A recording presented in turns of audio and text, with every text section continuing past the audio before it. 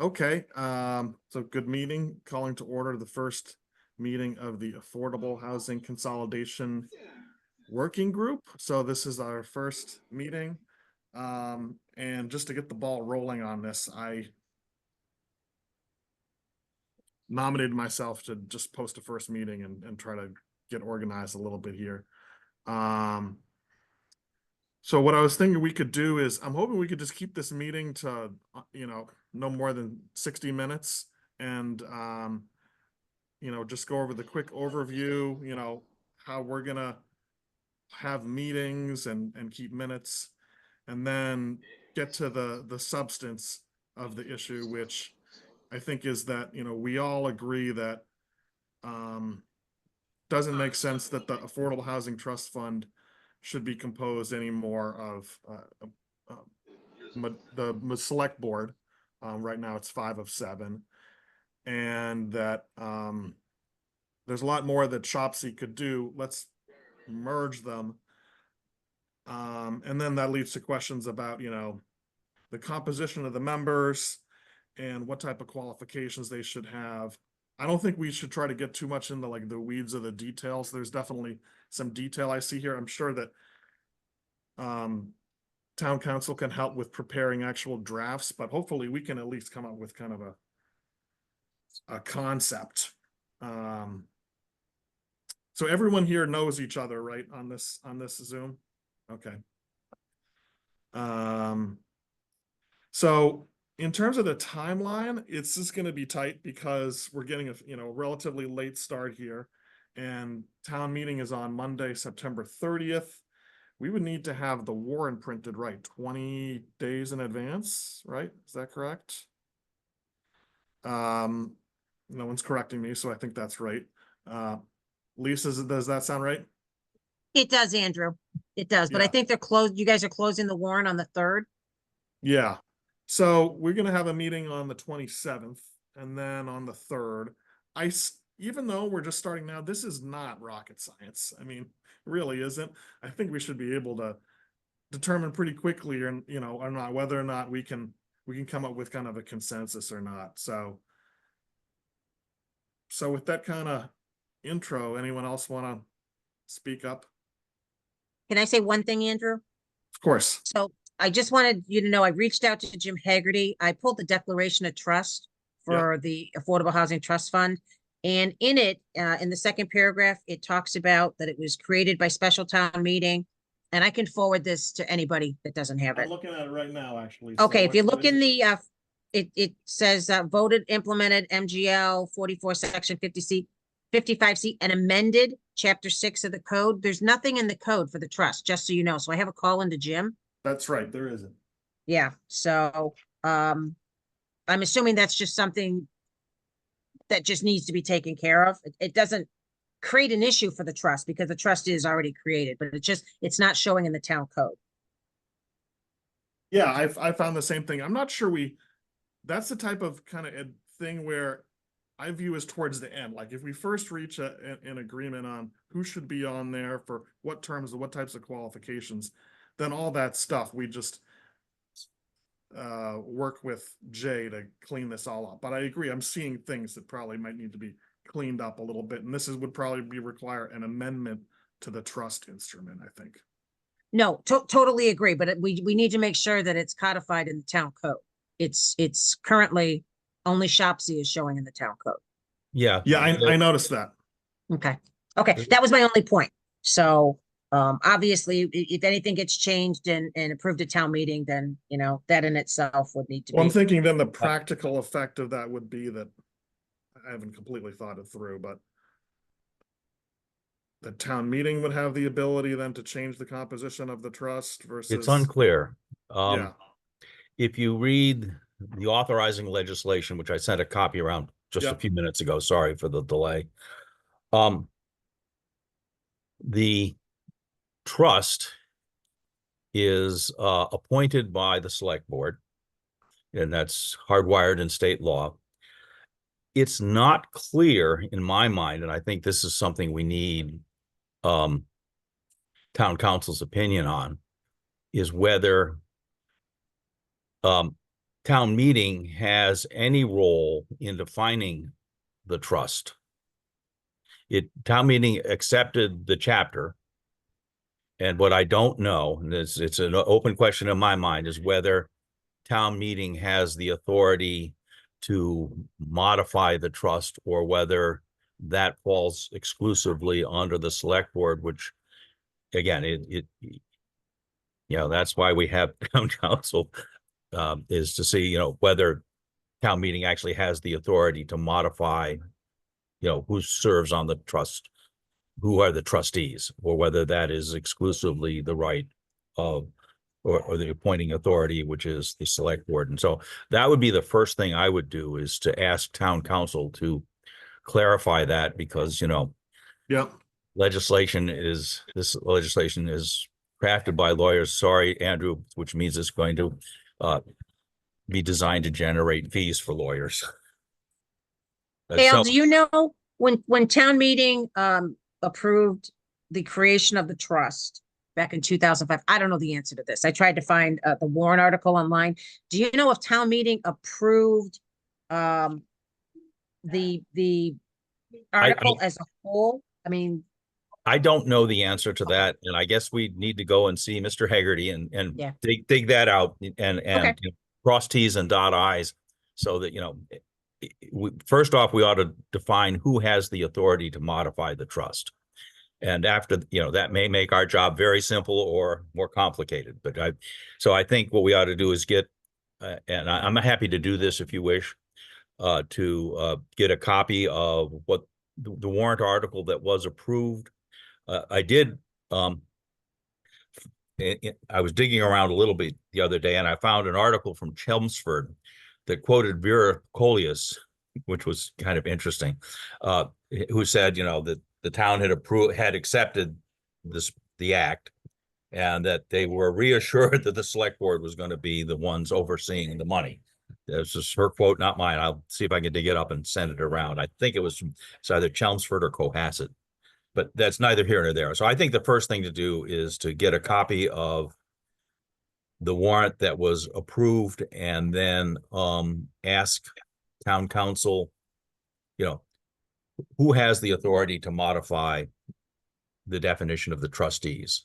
That's does that make sense? I'm happy to take that action item. it does. And Al, would you mind when you find the article? I'd be curious. I'll share it. Don't worry. Perfect. Thank you.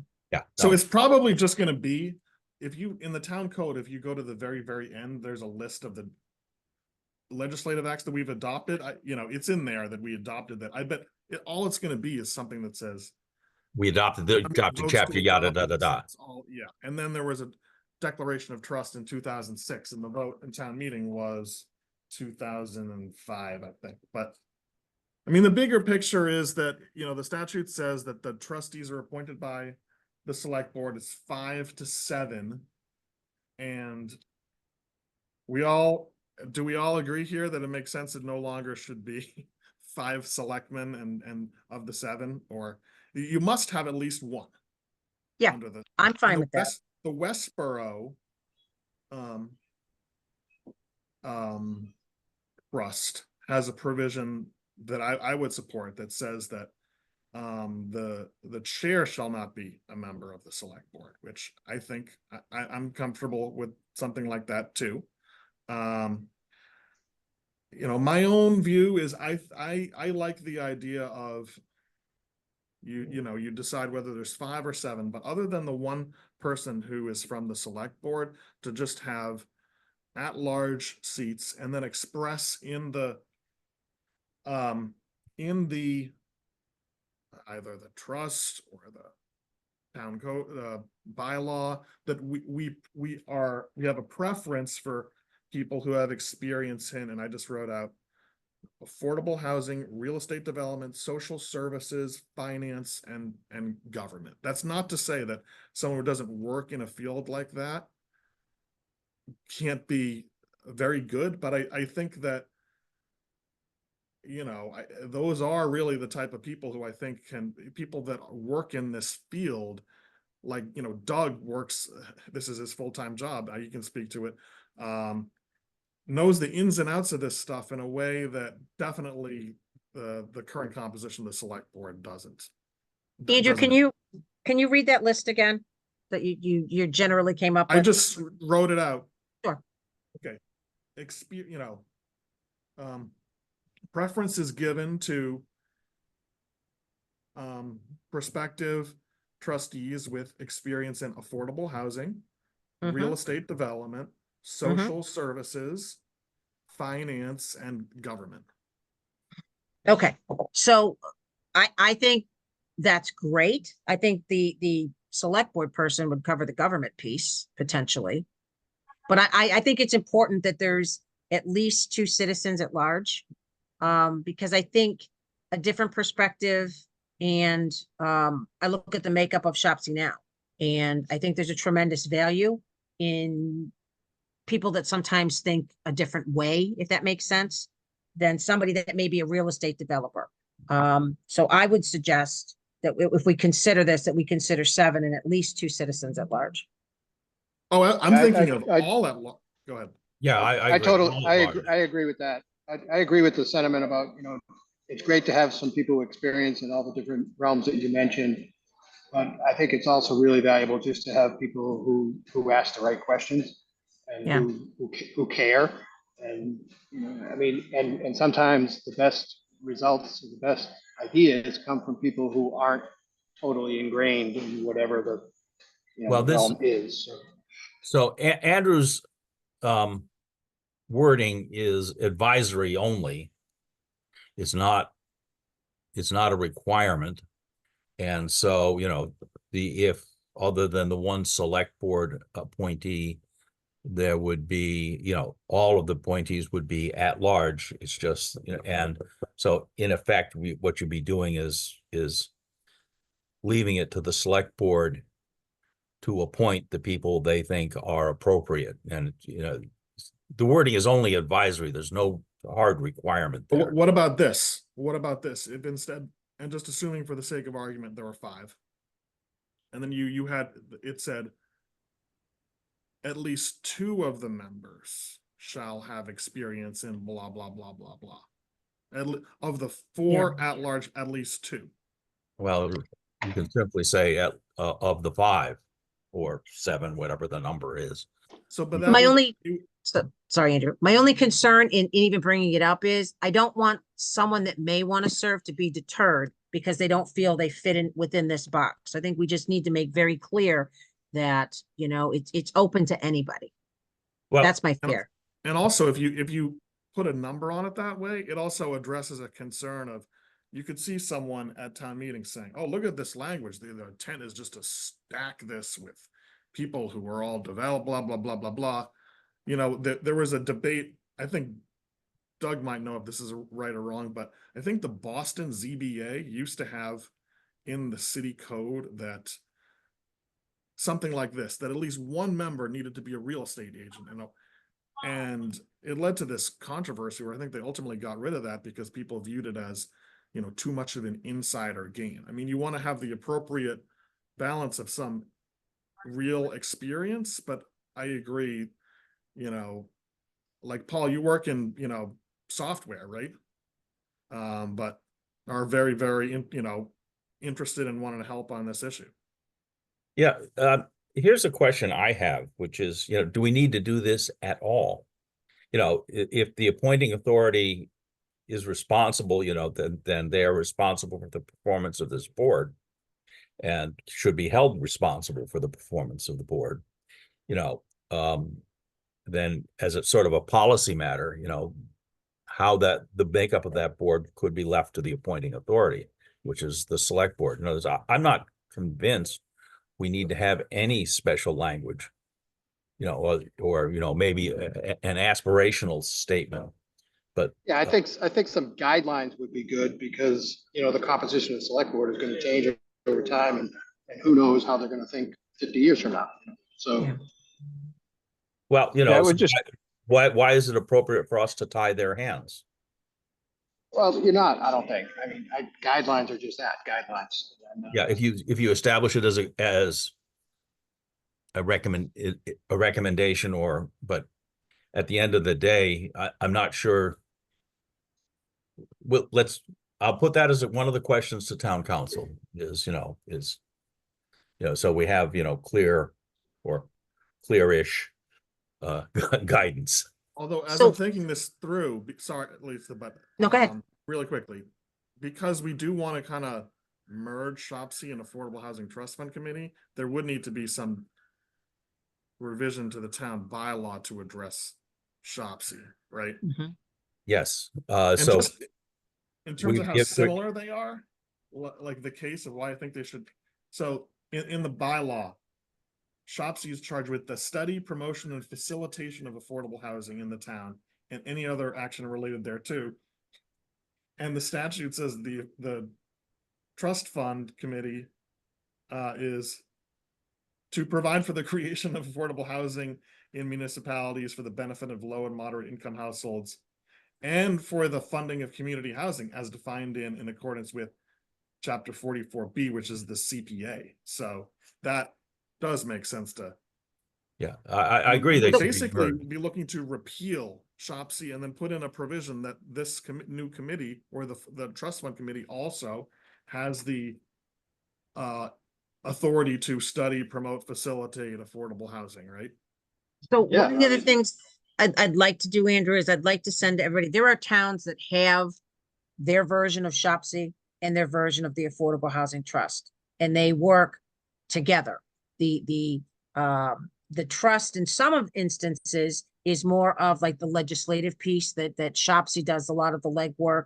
And again, before we go to town meeting and even consider doing away with SHOPC, I think we need to explore this as well and explain why this may or may not work in Southborough. So I'll send out to everybody a few of the towns, just so people can see how the charges are written up. Because I think we're gonna need to justify to town meeting why SHOPC is going away. I Well, think there's gonna be a lot of pushback at town meeting about it potentially, that's all.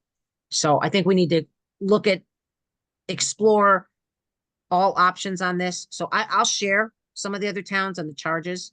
And, we can say yay or nay at the next meeting, and then I think at that point, we'll be prepared for town meeting. I think we at least have to. Wonderful. I was gonna say just a couple quick thoughts. I definitely think it's definitely great to have a diversity of backgrounds on, the committee, particularly if it's merged. Definitely don't want to tie people's hands, but there could be a bit of a mission statement, as opposed to being overly prescriptive, right, in terms of how many members are this or that. But I do think it can be very helpful. Will this one board now have a staff person assigned to it too as well that will have some of that experience or background, or really is it the board's on its own, more like SHOPC is today? Great question. I Mhm. really don't know how to answer that, but Yeah, so because mean, in practice right now, I think that because the Affordable Housing Trust Fund Committee is composed by the select board, except for two, that some of the kind of administrative support that's available to the select board as a practical matter is also available to to that committee, but the same is not true of SHOPC right now. So I think that's really a kind of maybe I have to think about how that gets addressed.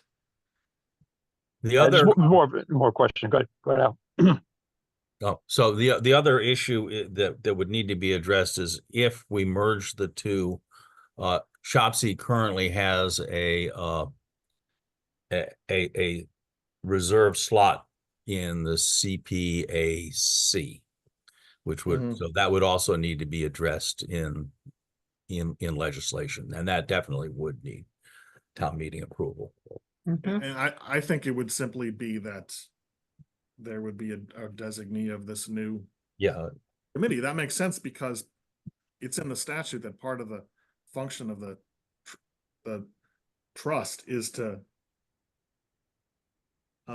provide for funding of community housing under the CPA. But I mean, Lisa, basically, I think it does make sense to look at the other, examples you're talking about, but I don't. I would have difficulty supporting, keeping a separate Shopsy board if we're gonna do this change to the composition of the Affordable Housing Trust Fund, where they would basically be competing with kind of it's the same members, you know? I don't disagree, Andrew, but I just think if we're gonna bring something to town meeting, we need to be prepared for what may be asked of us. That's all.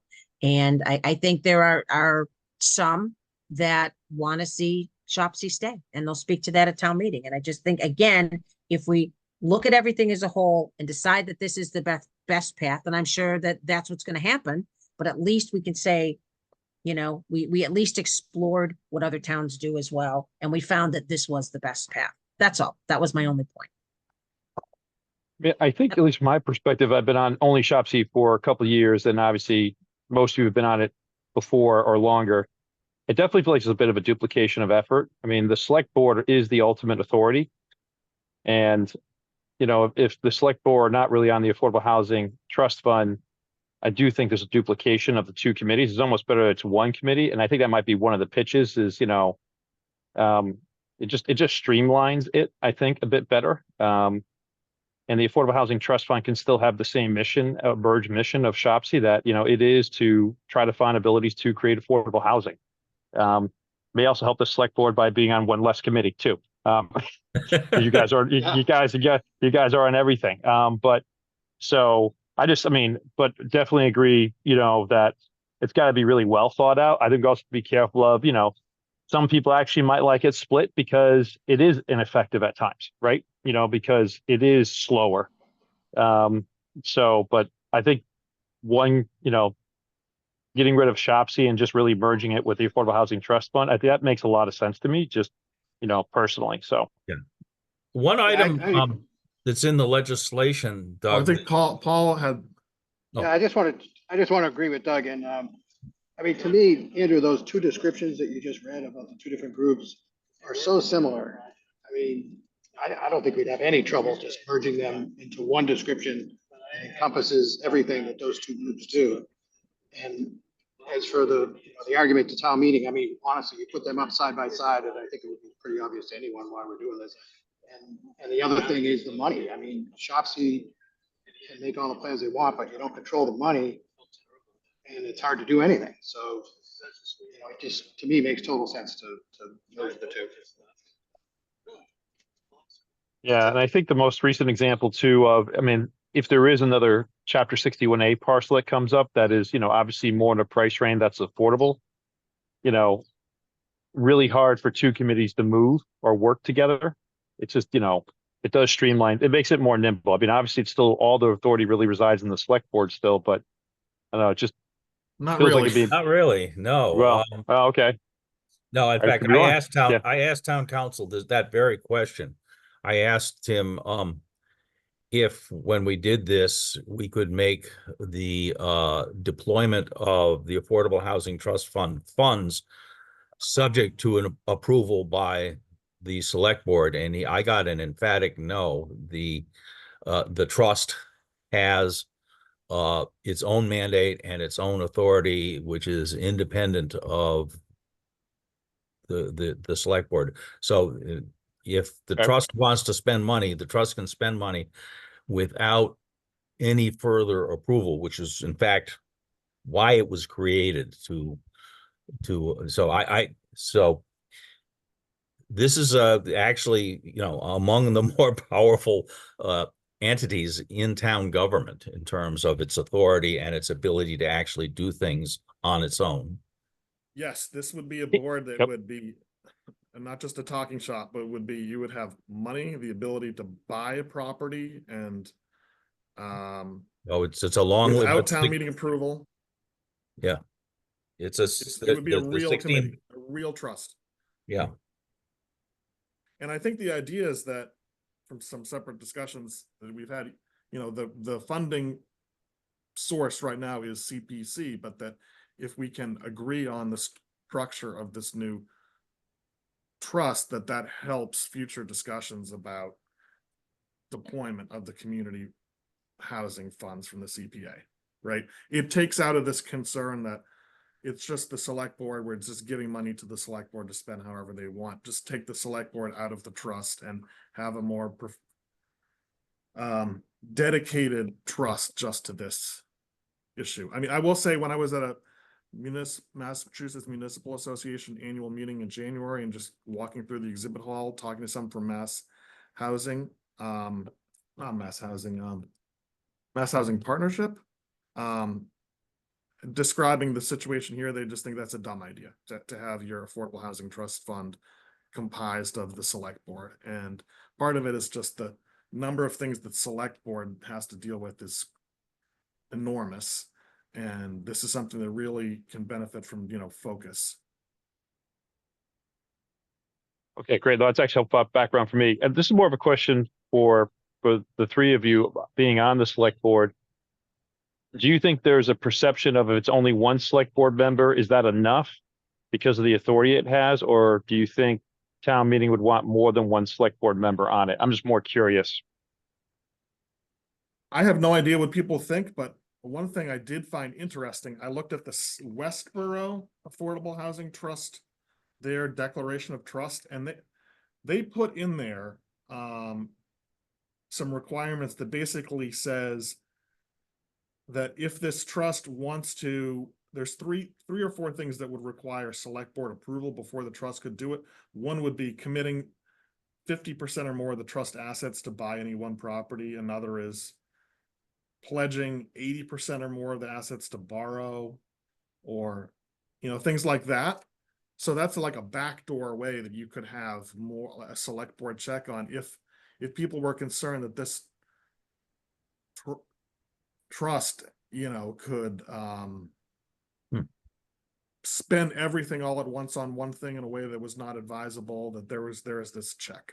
I'm out on whether I think that's a good idea or not, but Yeah.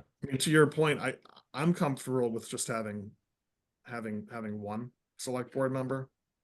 I am too, Andrew. I think, if you're looking for people with specific backgrounds, I think by having two select board members, say it's 5, then, you're losing the opportunity for a citizen at large. I think the select board will be represented by having one member on there. I don't know that they need more than one. Okay, Well, great. the reality But, is that if the select board wants to appoint a second select board member, they can. But as one of the at-large ones, as the appointing authority, there'd be no prohibition, although I can't imagine that there'll be a lot of people really interested in that. Certainly not on the existing board, I don't believe. So what Westboro has is one of the trustees shall be a member of the select board who shall serve as a representative. I would be looking for that, to put that language within. Al, I think having a select board as taking a seat of a citizen at large it's going to be problematic at town meeting. That's problematic for me. I'll be honest. I think if we're moving away from, the select board, but still having representation, and I believe there should be a member that sits on it. I would be worried if we would take a seat from a citizen to put a select board member. That's all. I appreciate what you're saying. yeah, I was just asking the question too. I'm definitely good with it being one select board member, right? Because then there was representation, and then you have the 4 at-large members. That makes a lot of sense to me. And I do think, not necessarily, I mean, defer to you guys a little bit. It's not like we have to oversubscribe. 2 members have certain experience, but I do think it's good to have, some guiding statement that, for future select boards that, it's not bad to have some experience for some of the seats, but I'll defer to you guys a little bit more on that too as well. But again, maybe it's more of a theme versus a requirement. All right. Yeah, I think it's unlikely in any event.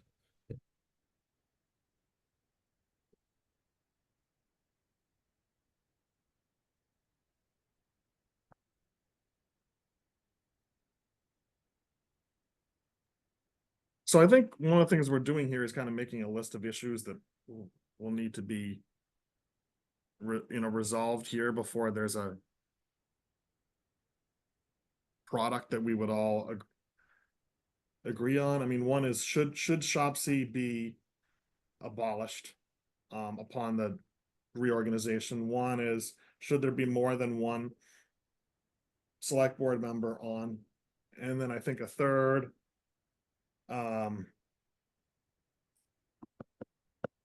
is sound like there's some consensus that there should be some language in there, but encouraging people with this, experience in these particular fields. And should you make it a particular number? I mean, what do you think of the idea of just saying for at least two? At least two doesn't mean you couldn't have four, but you can't have less than two. We want people with this particular type of experience. And it's pretty broad the way. I'm thinking about this, and that I like the idea of guiding language for us, like what Doug said, because when you think about how this is actually going to play out, you got to get people to raise their hands and agree to serve on this board, right? So, I don't know how you do that if you say, well, we need a realtor.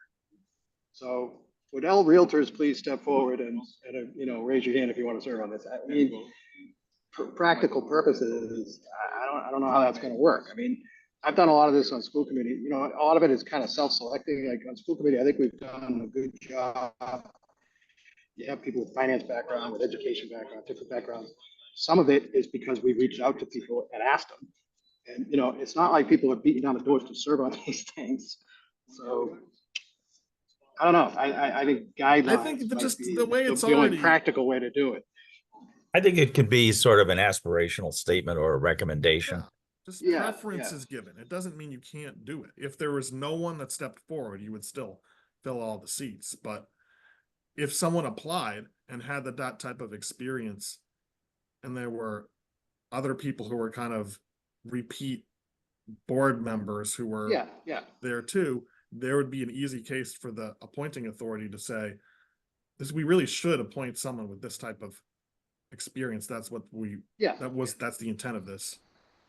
Yeah, I think, and actually, I mean, and Yeah, that I makes agree sense. with that. Yeah, I would agree. I think it also could be, I mean, it's more of a statement to the select board, who's the appointing authority. And it might be something she'll seek a balance, right? Or seek experiences, but also seek those that, maybe outside. I mean, so it could be, it's obviously, devil's in the detail of the craft the language, but I like it aspirational. But I think it's good to reference that this is a highly complex area too. So it's obviously helpful, I think, to the board and to the town that there are people with the skill sets that can be part of it. Again, not required, but aspirational, I think, is good. Doug, Well- so from your experience, do you deal with affordable housing trust funds in other municipalities, and you have comments on how other towns do it or cities do it in a way that might be good to consider? Yeah, it's interesting. I'll need to take a look. So I deal more with affordable housing developers, right? So we've teamed up on different projects, right? So they're the ones that have really dealt with the affordable housing trust funds directly. So my involvement's been more indirectly. My experience has really been more in, land acquisition and development and understanding the numbers and the processes, especially around whether it's a friendly Chapter 40B or, just straight affordable housing development. But I have a couple of contacts I can reach out to, and ask them, for, best practices, right? If they have a board that they really liked how it was set up in a town, because most of these affordable housing developers have developed in multiple towns. But I can definitely, Andrew, follow up with a couple of my contacts to see if there's any models we should be looking at that they really like. All right, that sounds great. So one item that at least should bear consideration is in the authorizing legislation, and this reaches to Doug's point about support from the town. It is possible to have the town administrator as a member of the committee with or without voting power, which might be, again, it's an idea, might be a way to secure some additional support resources. I love that idea. I mean, I'm not sure the town administrator will like it, but well, I mean, support is nice. Like, one thing that's been Yeah. great about school committee is you got the whole administration behind it. So, you throw out an idea and they make it happen, So I think when you have a, realistically, The sort of support you're going to need is, at least, from now my year of poking around at this, you need some finance support, which is going to come out of the town, and you might need the help of our facilities department in terms of if you're going to evaluate a structure, and potentially some planning support from the town planner or the planning department in terms of what you're allowed to do and not allowed to do. So I think, informally that support is probably already there. I mean, I've certainly had no trouble getting advice from the town planner on occasions when they wanted to tell me about, the dumb ideas that I have. Yeah, so Al, it's interesting because I was thinking, definitely the town administration makes a lot of sense, right? Because especially you're dealing with, funds and governance. The other person I was thinking of obviously was the town planner. One of those two would be good to be attached to this board. The administrator might be better because I think you're right. The informal access to the planning department will be there. But anyways, just some additional thoughts to throw out there. Certainly, to the extent that there is at least one select board member on there, they can usually twist an arm without too much difficulty. So one of the No things, arm twisting is really necessary. These folks are generally very helpful. so one of the things Westboro does, it's one of the things they have in their trust documents that we don't have, is they have number 10 is to compensate town employees for services provided as authorized by the town manager in accordance with applicable laws, including but not limited to dedicated staff, to trustees, engineering support for project-specific activities and other town services as requested by the board to the town manager. Are you seeing this, Lisa? Is it in the bylaw or the trust It declaration? is in the, hold on, I have both here, Andrew. I printed out from their town meeting, Article 10. It's listed there. And then it's listed as, yes, number 10 in their actual declaration of trust. Because they had a couple extra things that we don't have. The 8, 9, 10, and 19, we don't have. But I thought that was interesting. And as we're talking about utilizing town staff, I don't know if potentially that may apply. Do you see it, Andrew? It's number 10 under powers of the trustees, section 5. Sorry, I should have said that to start. Powers to Number 10. to compensate the town for services provided as authorized by the town manager. To compensate the town for services. Town employees. As a general rule, the trust has the authority to hire experts. Correct. And to use Yes. trust funds for that. So I don't know that it's even necessary to say it that way. If we want to hire town employees, I think Yeah. we can. I only I say it wonder if out that's because more of a, I found it interesting that it was in there. That's all. And we didn't adopt that. So I wonder if it's more of a stipend kind of thing to get a town employee to do this additional. Yeah, that's a good point.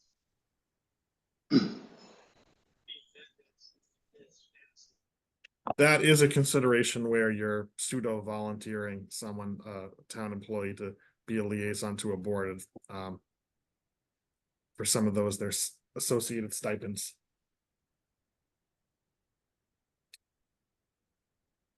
I mean, one example of where it might be helpful that we've talked about before is, for example, like in the assessor's office, there's institutional knowledge about, these are properties that are in that certain class where they might be coming on, they might be, you might be able to acquire them for a pretty good price, and they're kind of fixer-uppers that would be good for a trust fund project. Andrew, I'll reach out to the chair of Westboro's Trust and see how they've used that, or if they've used that at all. It might be interesting to see, their process on it. Yep. I'll do that before our next meeting. Another thing would be good is, would someone be interested in reaching out to Mass Housing Partnership for, I mean, I can do it as well, but do they have ideas of, here's just like 3 models of really interesting ideas of how to structure it? Yeah, I'm happy to reach out, Andrew, unless somebody else would like to reach out. I have some folks I know at Mass Housing, and also can reach out to Mass Housing Partnership.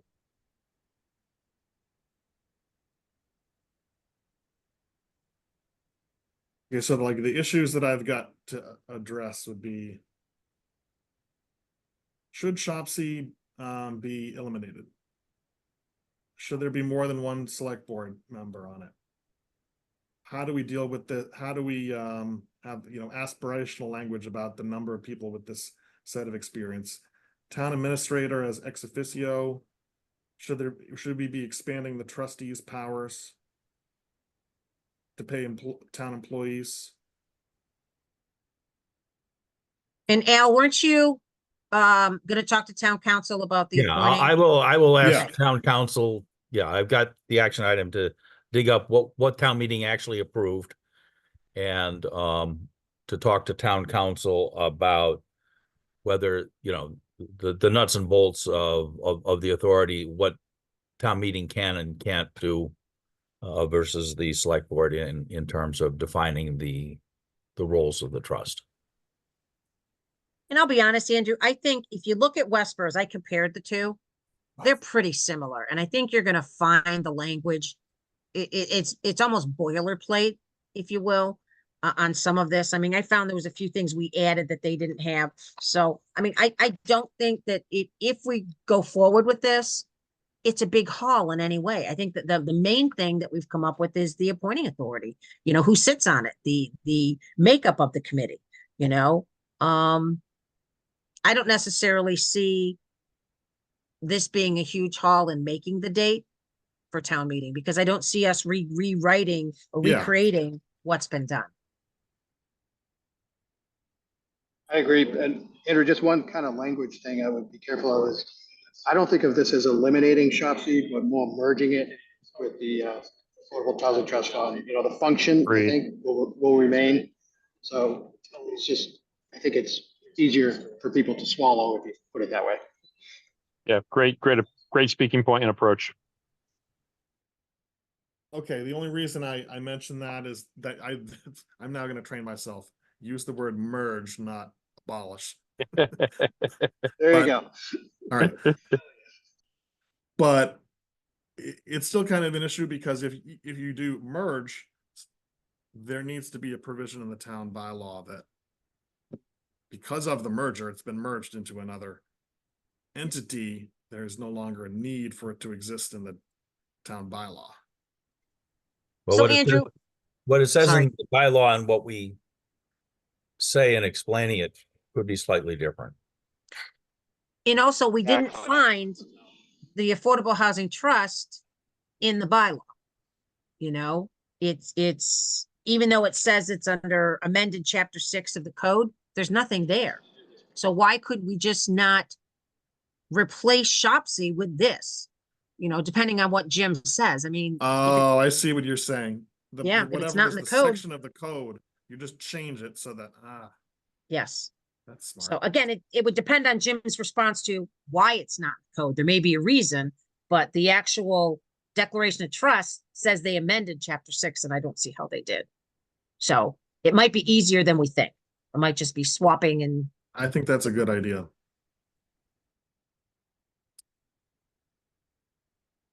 Is there anything? do you want to else put we that should- on the list that I'll talk to Jim?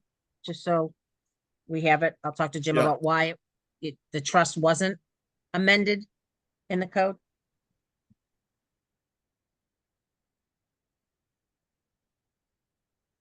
Okay. So that I can prepare draft minutes of this meeting. And is there anything else we should talk about before setting a date for our next meeting? So I nominate Andrew as chair of the Well, just working. I talked to Jay about this. Remember, we didn't even want to have something like this.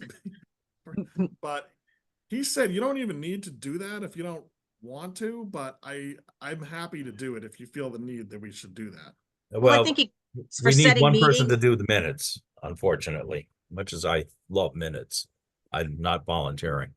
On CP, on Capital, when I was on, we each took a turn doing minutes, so nobody got stuck with doing it themselves. Okay.